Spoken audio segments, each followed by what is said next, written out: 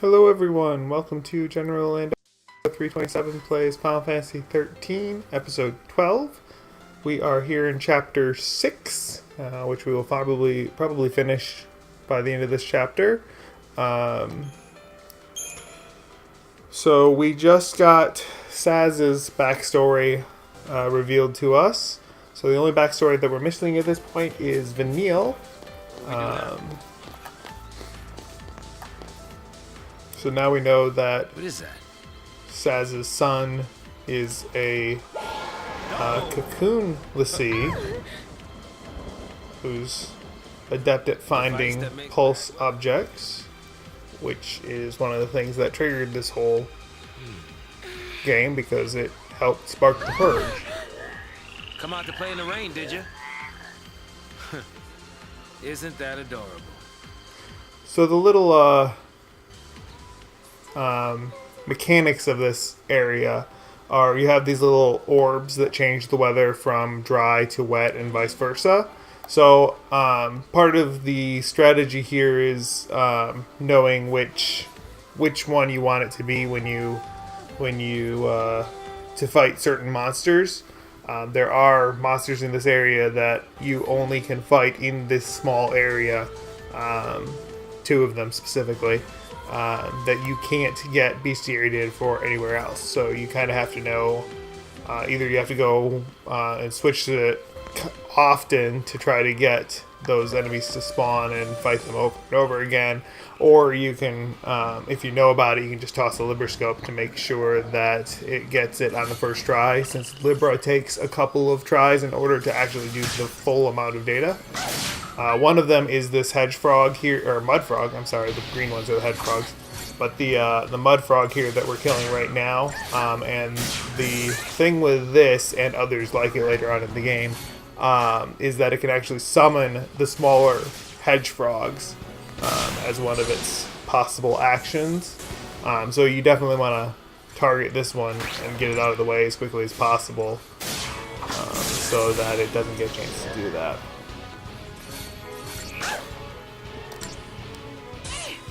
And then once that's done, it's basically over.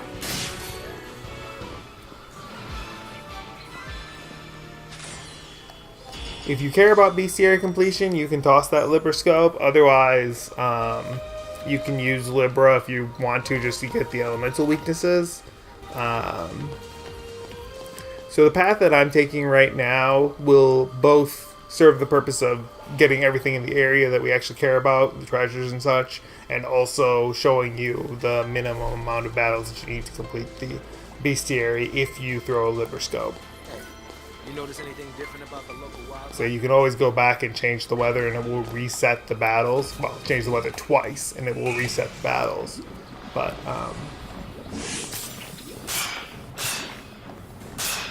if you only want to do it once, then you would have to toss a Libroscope.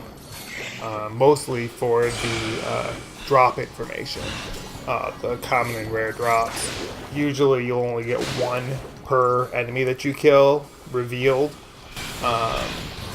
So if you only use Libra, you'll probably be missing that one last piece of information, whichever drop you didn't get from it.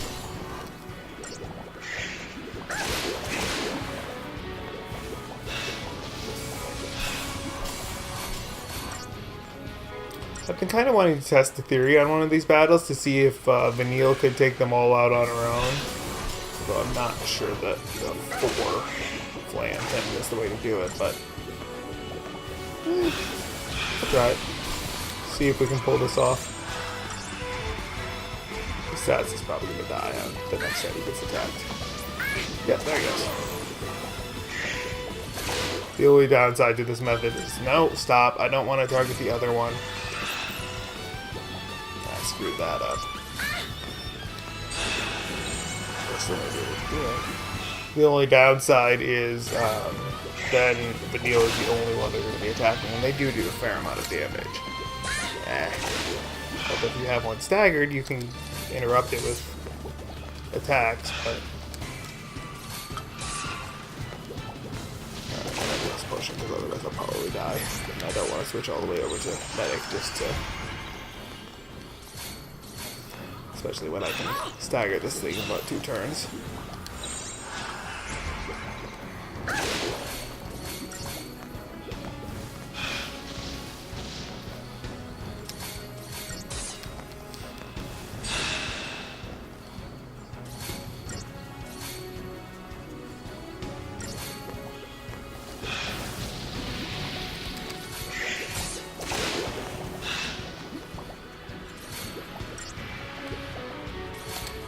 I didn't notice that it was gonna... That could be a problem. Nah, we got this.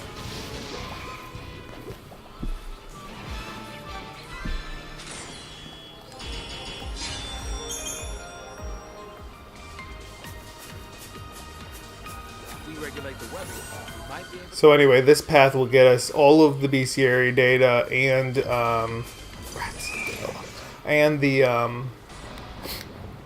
and all of the treasures, as well as take us through like the easiest set of monsters to kill. There is a spot coming right up here that if you didn't have your bestiary completed, or I'm sorry, your Crystarium tier completed, then there's a set of 2 easy battles, and I'll tell you right when we get to them. But that would be easy to just do 2 battles and then switch the weather twice and then repeat the same 2 battles continuously, and you would be able to finish off your Crystarium pretty easily. In our case, so this is actually the second time I've shot this episode, because the first time my capture card didn't properly pull my commentary mic in. So, yeah. So I'm pretty solid on how far we're going to get in this episode. Let's see. I think this one we want to... Yeah, we want to leave this one the way it is. So this is the toughest non-boss in this entire chapter right here, and as such we're only going to fight one of them, which means this one, regardless of what you want to do, regardless of your bestiary, how much you care to fight things to get your bestiary, I mean, you could keep respawning things continually and just let it. You know, you can keep respawning this and fight it over and over and over again, but, I mean, you don't get that much CP from any particular random battles in this game until much later in the game, anyway. Do this, because I don't want to change to a healing paradigm. Alright, now we should be able to get our debuffs to stick. Maybe. Thank you. Once those stick. Oh, come on! Ow! Yeah, those debuffs are supposed to stick a lot sooner, which causes a major problem. But hey, Saz won't have D-Protect on him when I revive him. Alright, so I probably should switch to Slash and Burn instead of to... Oh well. Normally, once you stagger this thing, you can get the debuffs on in 1 turn, but... Yeah, you see how well that worked out. And even then you might not kill it in 1 stagger, but you're still going to have it considerably weaker than we have it right now. Alright, let me see here. He has magic damage, so we definitely want to switch Saz back to a Ravager here.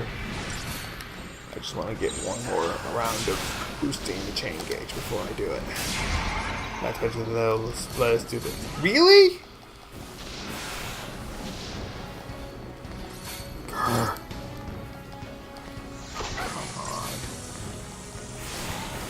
Fine. That's annoying. Now I actually have to worry about Vanille dying.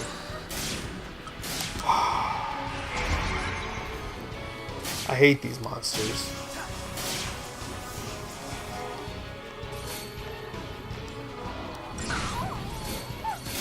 Hey, at least Vanille has Cura now. And then we can finish this. Yeah, I've already got D-Protect on me. There's no need for you to cast that. So we do need to kill this before it decides to do another bite attack on me. There we go. So what I was going to say is, regardless of how many times you prefer to fight these things, I would highly recommend only fighting that once. Because it's likely to get very aggravating otherwise. As you can see.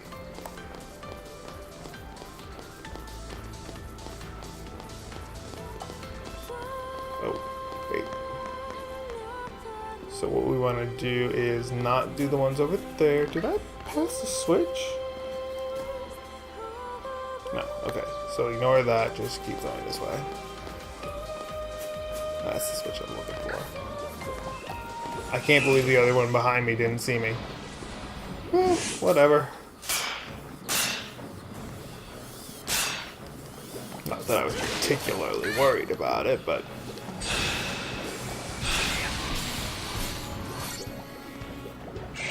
Yeah, hit me. I don't care.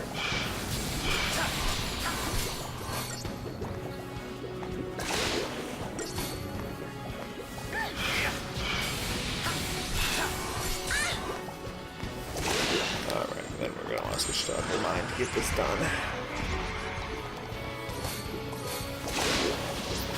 All I need on me is D-Shell. I don't care about poison on these things. They won't last long enough to care anyway. There's that one.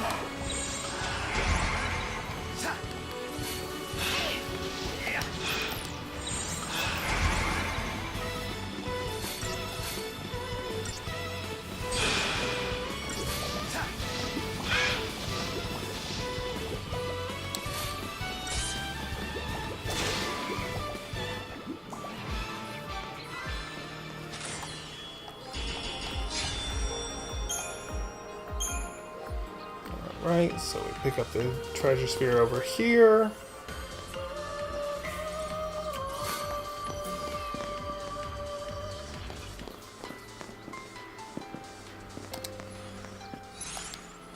Oh, that's right, there are 3 enemies here that don't show up. Actually, I think these show up somewhere else. But this one we're going to fight a couple more of anyway. The Garchamaceras here. It's another gremlin type enemy that, like all the rest of them, do a significant amount of magic damage.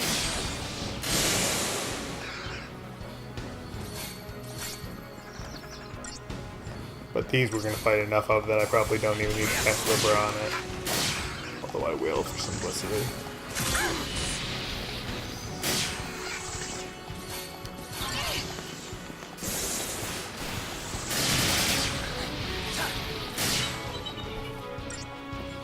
I didn't realize that one was still staggered. Oh. Still killed all of them before it finished staggering.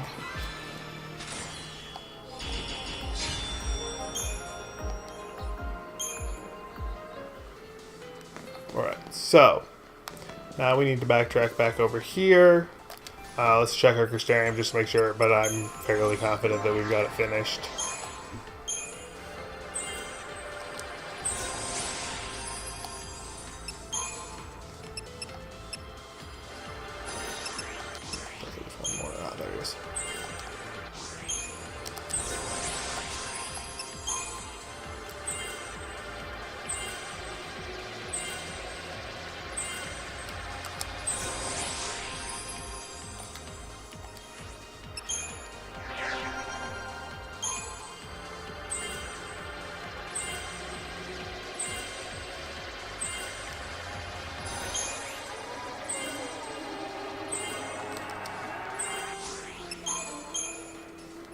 Finish that one already?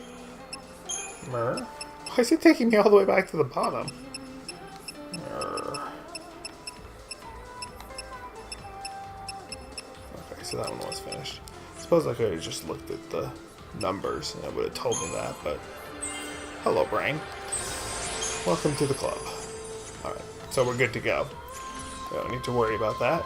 So... So those were the 2 battles though that you would want to just you would fight those 2 battles, come back here, flip this switch. It'll change the weather. the other enemies will come, the other enemy formations will come up, and then you'll just change the weather again, and you can fight those two same battles that are quick and easy over and over and over again. And since we fought the Flandragores here, we don't need to worry about the Scale Beast and these gremlins to get the treasure, because we already did. So then all we have to do is move forward. Still have a Scale Beast and Gremlin type enemy combination, but it's probably a little bit harder than that 4 Gremlin thing, because it's 2 of the Garchmaceras, and their Fyra attacks do a lot of damage. Relatively speaking. They're still weak monsters, but this way you can take them down relatively quickly, get it done and over with, and then focus on the Scale Beast like you normally would.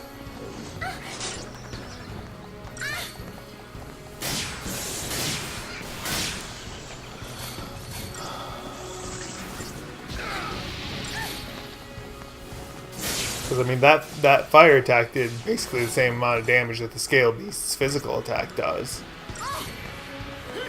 So, you definitely want to get these out of the way as quickly as possible so you don't have to deal with them anymore.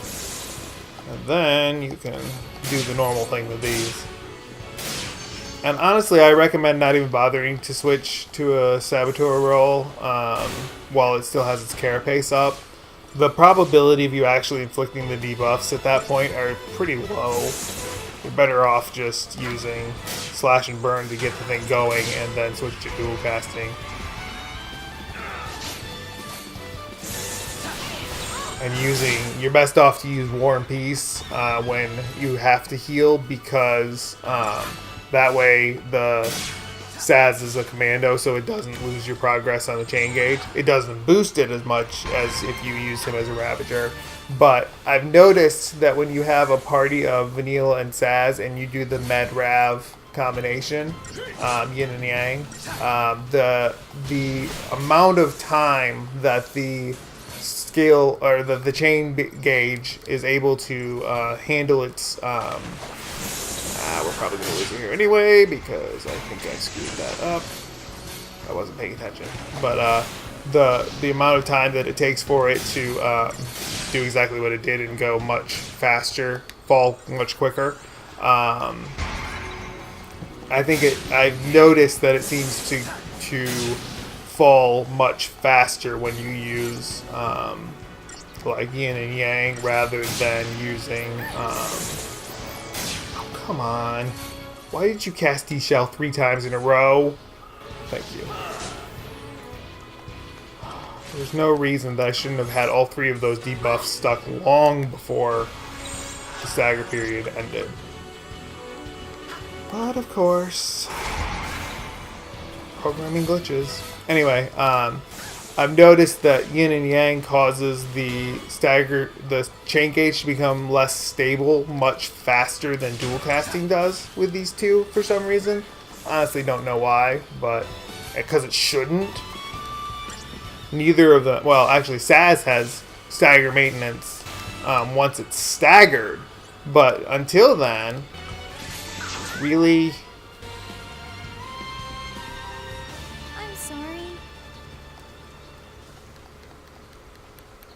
What a waste of time and energy.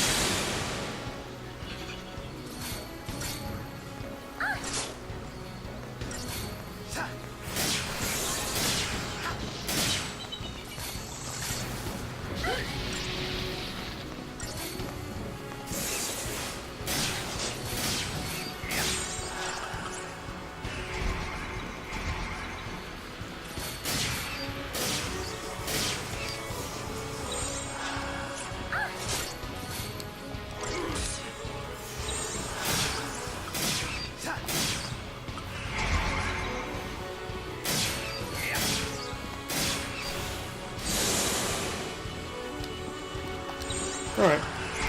Forget what I said about using Slash and Burn. I'm doing it this way.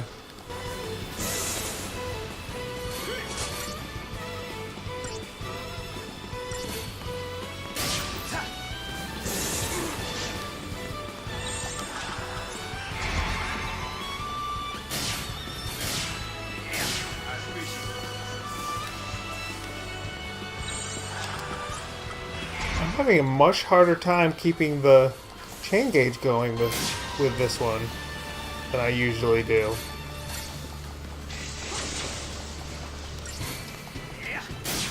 Like, even having a commando in the party, I'm still having a harder time. I don't know why that is. Shouldn't be. Finish this.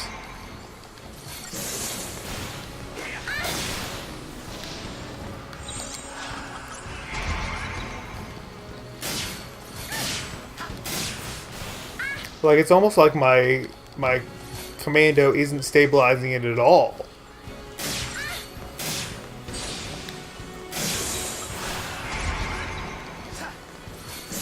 No, I don't really want you to cast poison 3 times in a row. There's absolutely no need for that.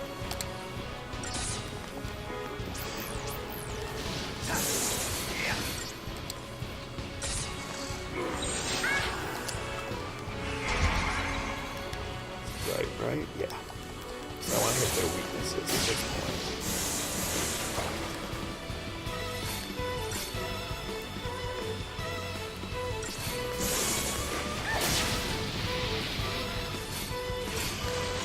What? Thought I had... thought I had more time left on the chain gauge. Obviously, I did not.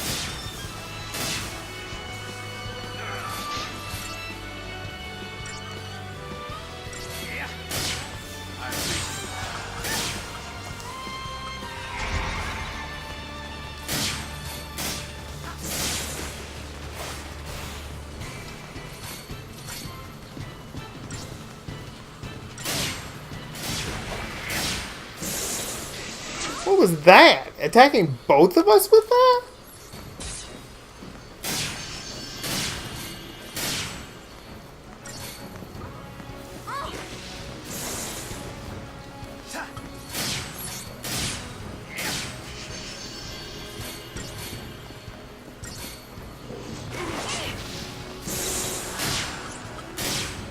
I've seriously had enough of this guy.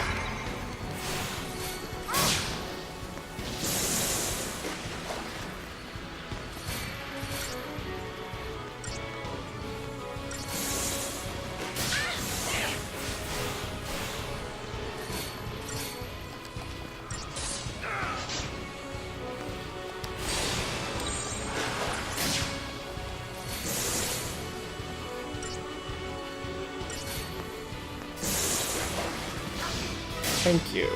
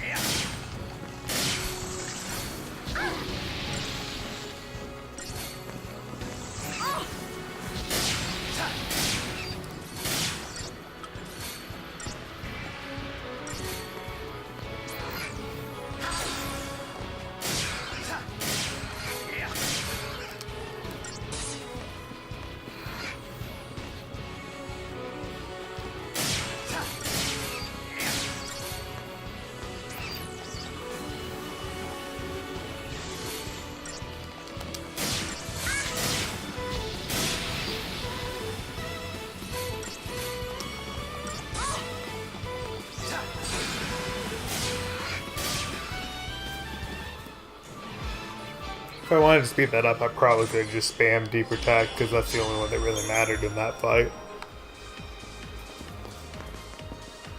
Alright, and that's it with changing the weather until Final Fantasy XIII 2 comes around. We already did all of our Crystarium. So we just need to change a couple things here.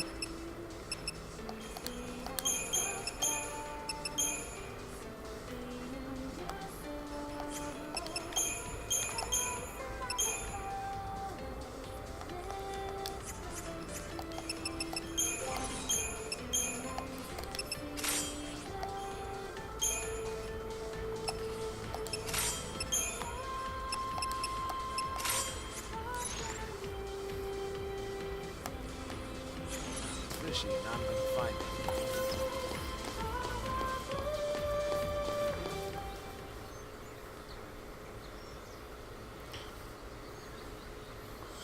So we're up to the boss battle of this chapter. Uh-oh. That's not good. What do we do? All right, I got it. We sneak. Right.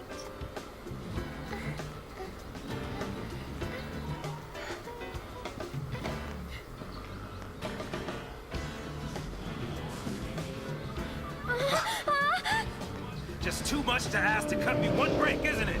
Come and get it!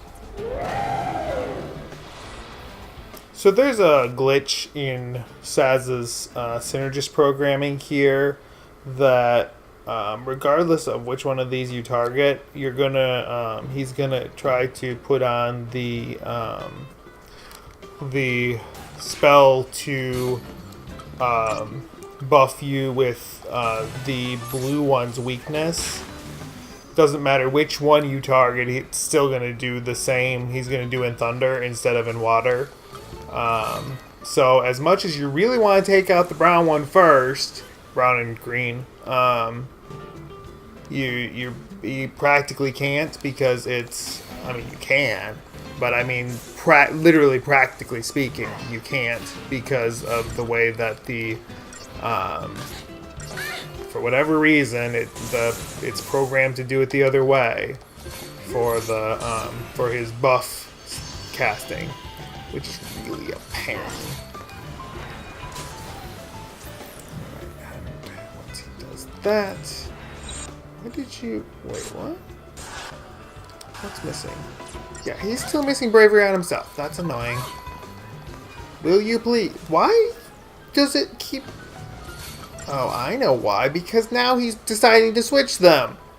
Will you just cast bravery on yourself, please? Thank you. Now that we wasted all that time.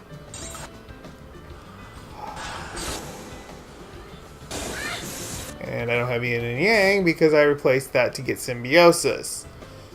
That's really annoying. Fine, forget it.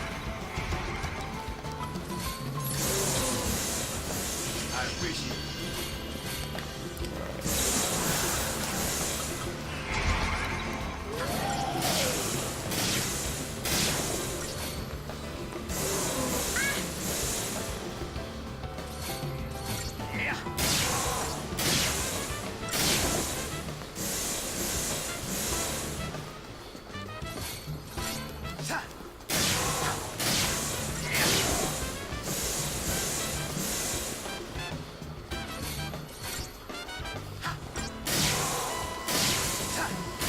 Go. Alright, so now what we can do is switch to symbiosis and get him to cast the right spell while I heal up.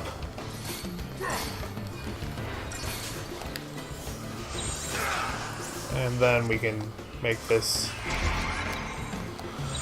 as speedy as it's gonna get. Since now we both have water status to our attacks. So it's going to be hitting its weakness no matter what we do to it. Although, you know, if I could get deprotect and de-shell on it, that would be spiffy.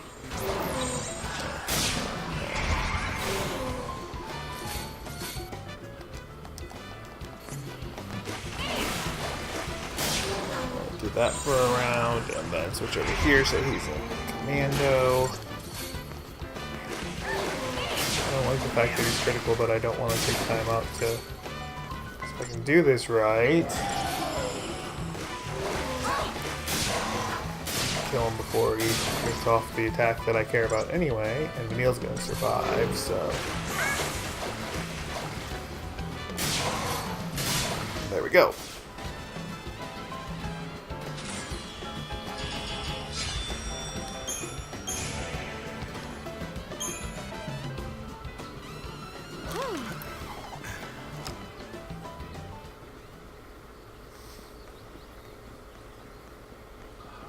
Hop, skip, and a jump, and we're in Nautilus. The city of dreams. If only we were dreaming up those clouds.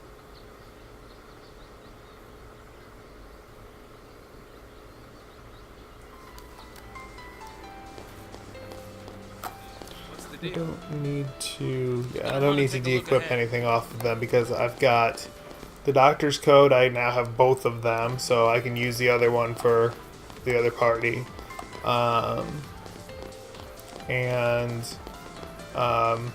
The metal armband I don't care about, and if I do need it I can buy another one at this point. And the tungsten bangle is the same thing. I've got 2 more, so I don't need it, and if I do I can buy one. Or 5. No, probably not 5 because that would cost a lot of gold. Climbing over. They're still 1,500 gil a pop.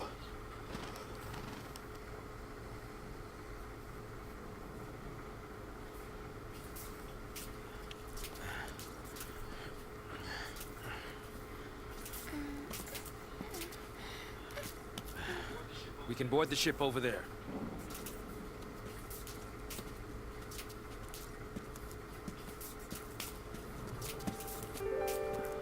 Huh? Oh.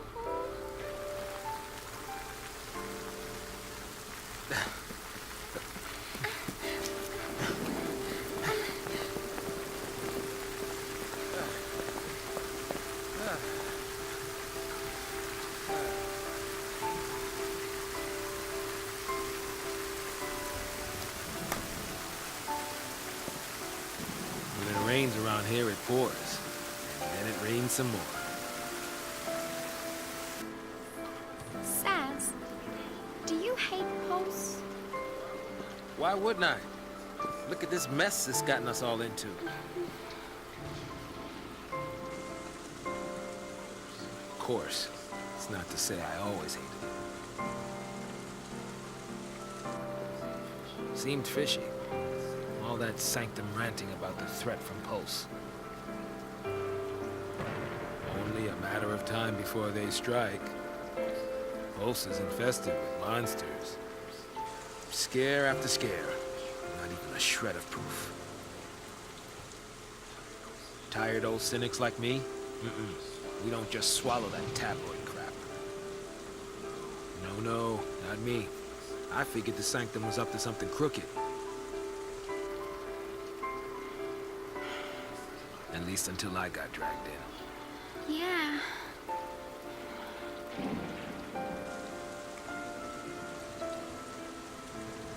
Now that I think about it, all this purge business, it really only happened because Dodge found that Pulse Foul C. You're wrong. Huh? Don't blame him. It was all...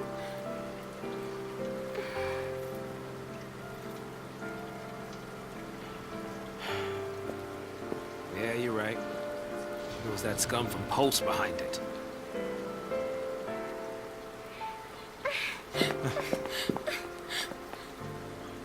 I might as well have tried to stop the rain. I fought the tears, but they still fell. You're getting soaked. I'll be fine. It's only water.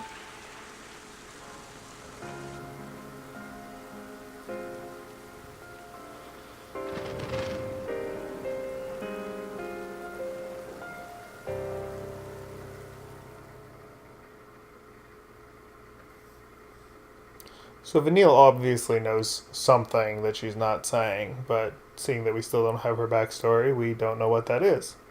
Although at this point you have more than enough clues to figure out what it might be. I'm not going to lay the clues out for you because it would be too obvious. But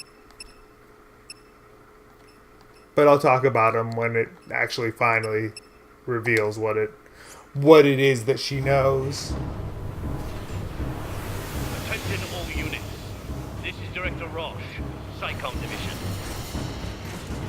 The moon is So the guy that's giving this speech right now is probably one of my favorite characters If in we this allow game. the sea activity to continue, panic will rip our world apart. The peace and stability we have fought so hard to maintain will be nothing but a memory. Pulse the sea threaten our very way of life. They must be eliminated. There can be no hesitation. That is all.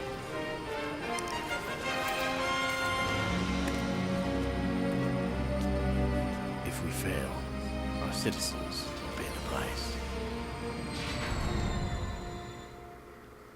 I'm actually going to be eventually putting up, probably near the end of this game, or at least the end of the storyline of this game. I'm probably going to be putting up a video as to why he's one of my favorite characters and probably one of the most underrated characters in this It's still game. running. Well, if it isn't, we'll make it run. Then punch straight into the heart of the sanctum? Now you're thinking like a pulseless sea. Well, this is Operation Nora. It's not just Snow I'm after. The Sanctum's gotta pay too. Hey, you're the one who said we had to fight. Every minute we waste, we're tempting fate. There's some underground tunnels not far from here. I used to play in them when I was a kid. No one uses the entrance anymore, so even the army doesn't know about it. But I know where it is. We can sneak in under their noses. Sounds good. Great. Here we go.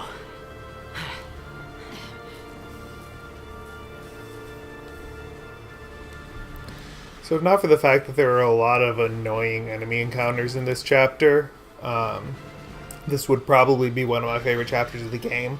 It's relatively long compared to what we've... Well, it's actually really long No compared to more what we've rivalries seen now. so far.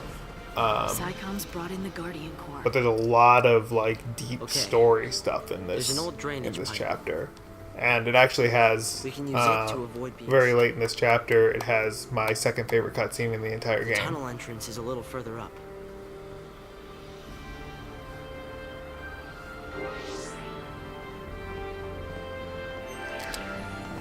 All right, let's get some setup done here because we've got. So for once, they actually leave the paradigms that we had at the end of chapter 5 when we were controlling Lightning and Hope. Why they couldn't have been doing that the entire time, I have absolutely no idea. But at least they did it now.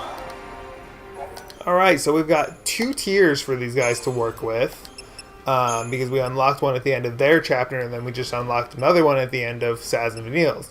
So let's go through this. The first ability that we have here is Smite, which goes along with Launch for commandos.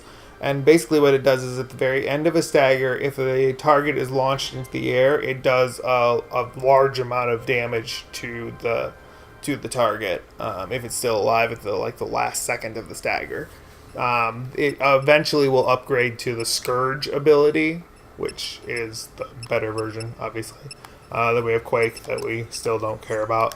For Ravager, she gets Overwhelm, which increases the effect of on boosting the chain gauge for each ally targeting the same enemy. And then she gets Thundara, which is her first Aura spell, and she gets Blizzard, which I think is her last basic element spell. I think she's gotten all of them other than that. And then for Medic, she gets Asuna and I believe Kira. Nope, she doesn't get Kira yet. But she gets the Medic roll level. So the first thing we need to go for then is the Ravager stuff. there's not a whole lot of status ailments thrown around in this chapter, so we don't necessarily need Asuna on her very quickly. So let's get our elemental abilities taken care of. And then we want to get Smite, which is also not a really necessarily urgent ability, because most of the enemies that we fight here, once they won't make it to the end of their stagger period, if they even make it to a stagger period.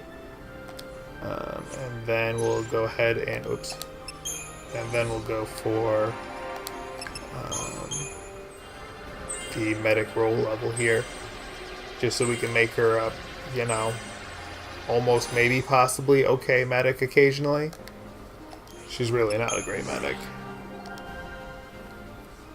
Kind of, I honestly wish they had given her the Sentinel class instead of medic class as her third primary class, because I think that would have been much more fun, especially since you don't have Snow in the party for basically the entire game so far. Alright, so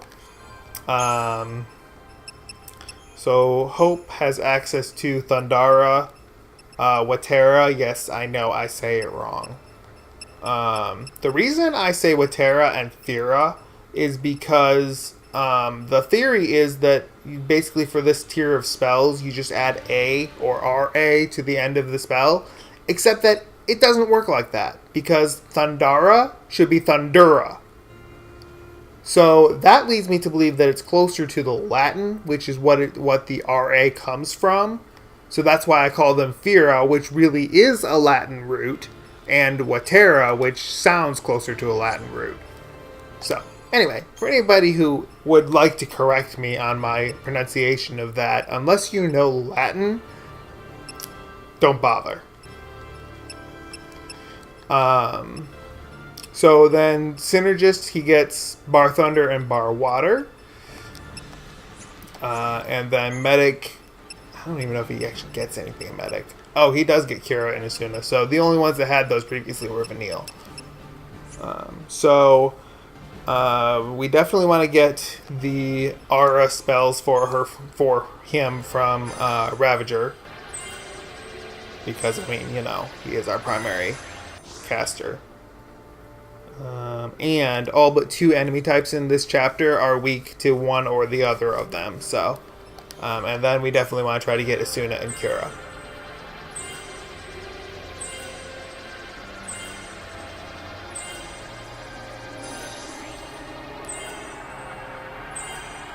Alright, so we got those.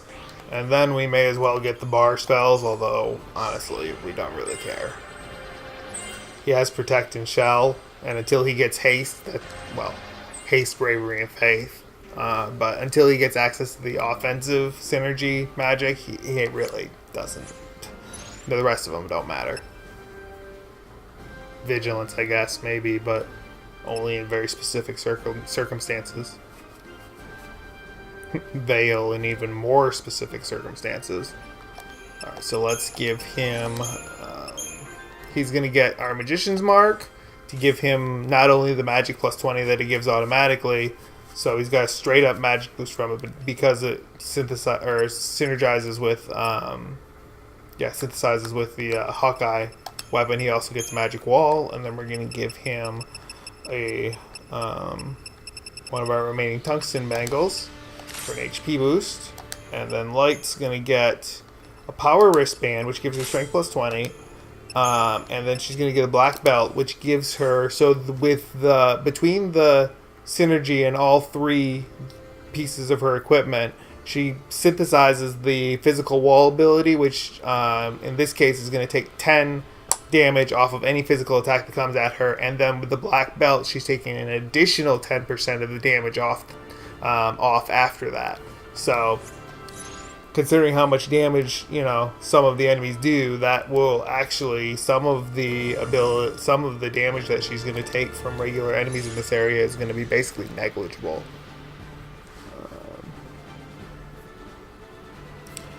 And we're going to move forward a little bit from here. we're not going to get a huge amount into this chapter. Like I said, there is a lot of story that happens in this chapter, and most of it, as you're probably aware by now, is told in cutscenes, which, you know, being that that's one of the biggest complaints of this game, then, you know, that's just the way it is. But honestly, if you think about it, how else were they going to tell the story? Like, in this era, to tell a story by not using cutscenes in a game like this that would otherwise use cutscenes just doesn't make any sense. It's almost like you really want to criticize them for doing what you're going to expect them to do if they don't do it.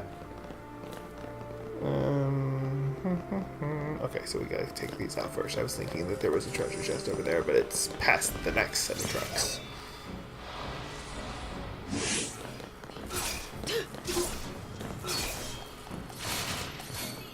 Stay down.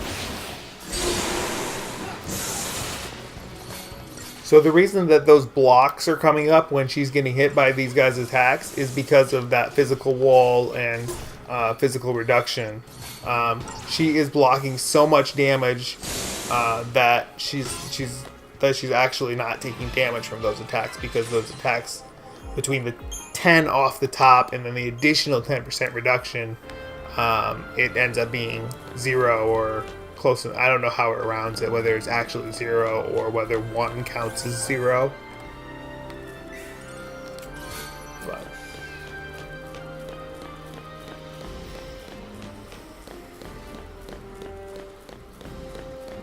somewhere over here is the actual, there it is. No, not that one. Lost. Right, drop into the, oh yeah, this direction. The next one's on the side. So this one is a little bit easy to miss too, because you could just breeze right past it. On the other hand, there's really nothing there that you care about either. I don't think I ever use holy water in this game. There should be another drainage pipe.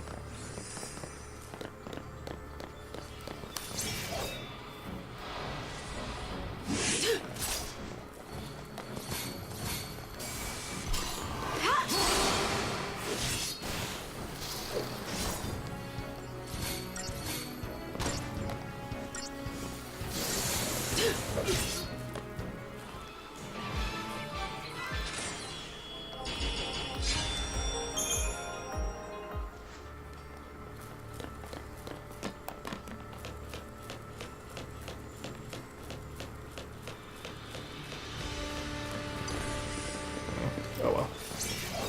So the only reason I went through the side thing there is because I was hoping maybe to get a preemptive strike on the other side. The best chance you have of earning a preemptive strike, but I don't really need it. It's not like these things are really a challenge.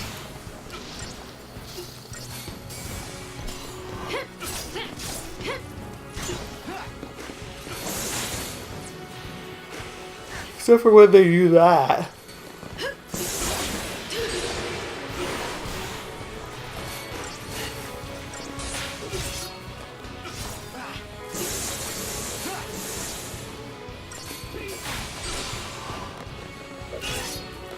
Bye-bye. Be ready for the next fight.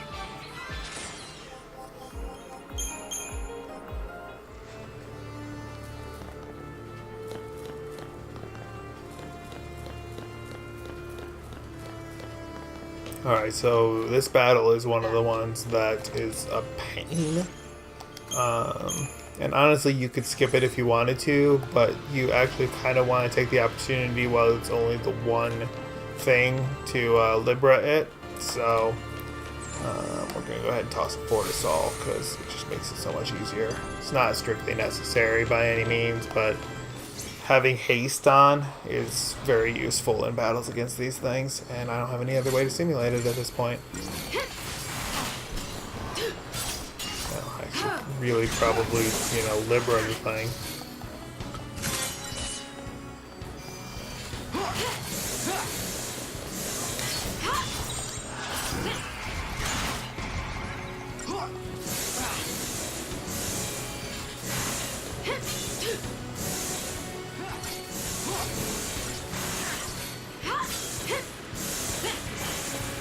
Nope, you are not getting your Gatling gun back off. Sorry. Or sorry, not sorry.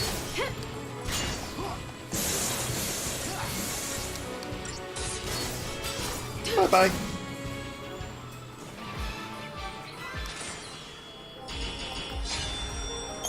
But yeah, if I hadn't had haste there, it would have gotten its Gatling gun off and probably killed somebody. I thought there was a chest over there.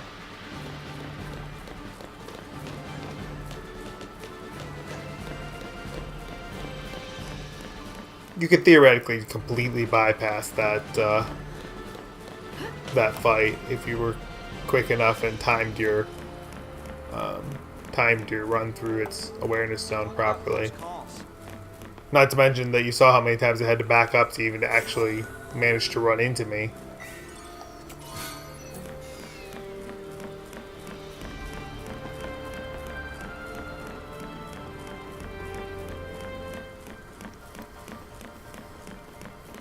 Alright, so we are going to get a cutscene here, and then we're going to call it an episode.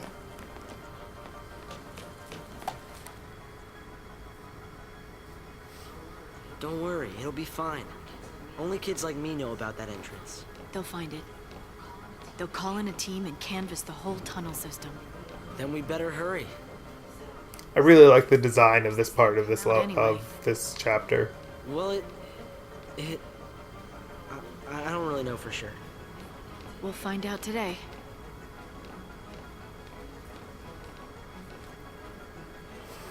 Alright, that'll do it.